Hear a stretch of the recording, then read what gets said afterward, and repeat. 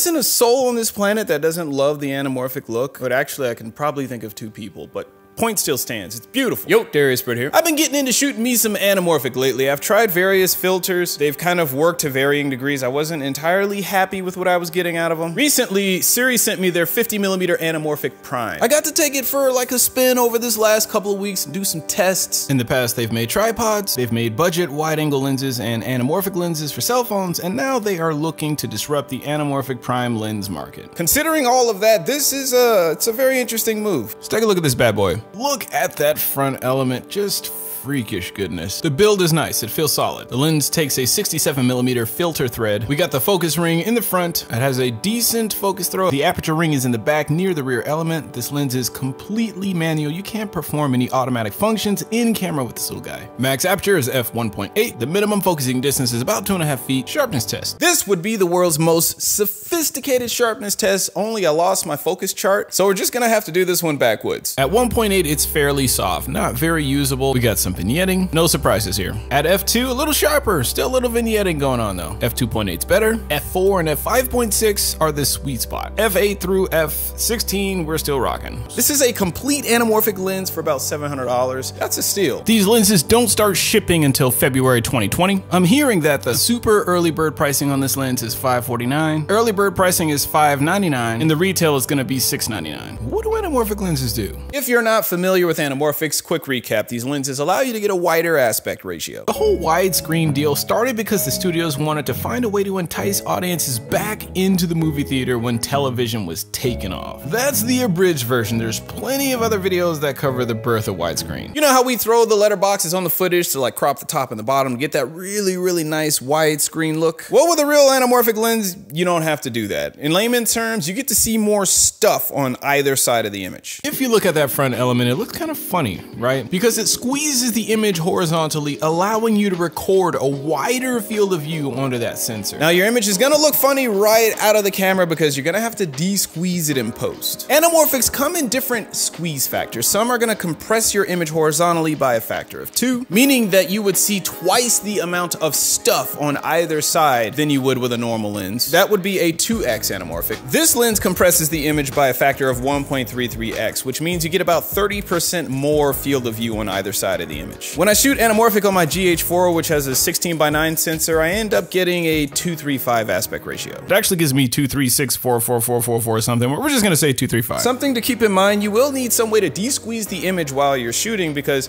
it's a little distracting to stare at like a squished image when you're trying to pull focus. You're definitely gonna want to use a monitor or something with a de-squeeze function. These lenses come in a few different mounts. They've got an X mount, an E mount. I've got the micro 4/3 mount because GH4, G7. The anamorphic look. Anamorphics have certain characteristics that create that like iconic anamorphic look, and it goes beyond just seeing more stuff. With a traditional spherical lens, the out of focus areas have the typical round bokeh. The lens renders the image fairly realistically. With an anamorphic lens, you get the distinct oval shaped waterfall bokeh. This isn't just the highlights, it's everything. Everything that's out of focus gets that stretched quality. It gives your images a more impressionistic artful look rather than the true to life realistic look that you'd get from a spherical lens. The stronger the squeeze factor on the lens, the more of that stretchy out of focus bokeh effect you get. And then there's also the characteristic horizontal lens flare that stretches across the image. The widest I'd go is f4, maybe f3.2, like a third of a stop. Any wider than that and it's crazy soft. But the same is true for most lenses. You never want to shoot wide open. You want to stop down at least 1 or 2 stops to get the best performance. All things considered, for the price, this is actually a really good lens, and if you're a beginner trying to get into anamorphic photography without spending a ton of money, this is a really good option. This is just their first lens. I think they're planning to make more of them. I would love to see a set of these because if I'm going on a film shoot or shooting a short, I want more than 1 focal length, so at least 3 or 4. I am really digging this lens. I've got a couple of YouTube videos coming up that I've shot with it. The short film Stay Pretty is coming up. I've shot a lot of that short film with this lens. Look out for that. As usual, thank you all so much for watching. Keep hustling,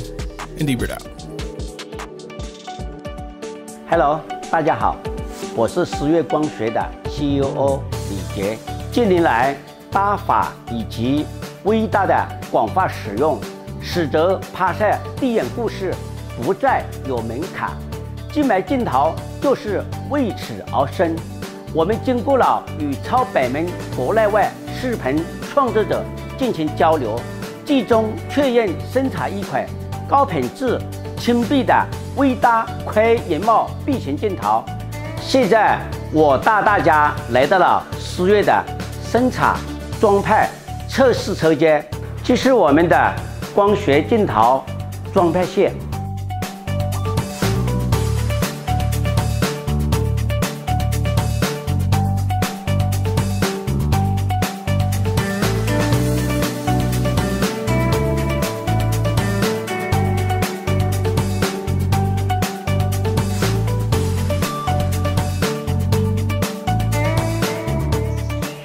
这是我们的偏心检测仪，用于我们镜头群组的偏心检测。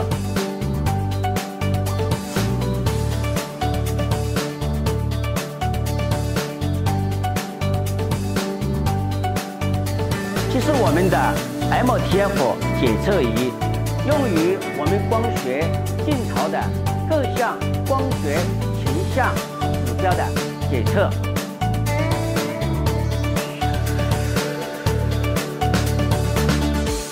这是SIRUI美国团队。Welcome to SIRUI USA.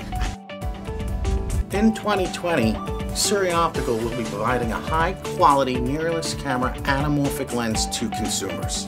We wish to thank our followers and supporters and are excited for our future journey with you.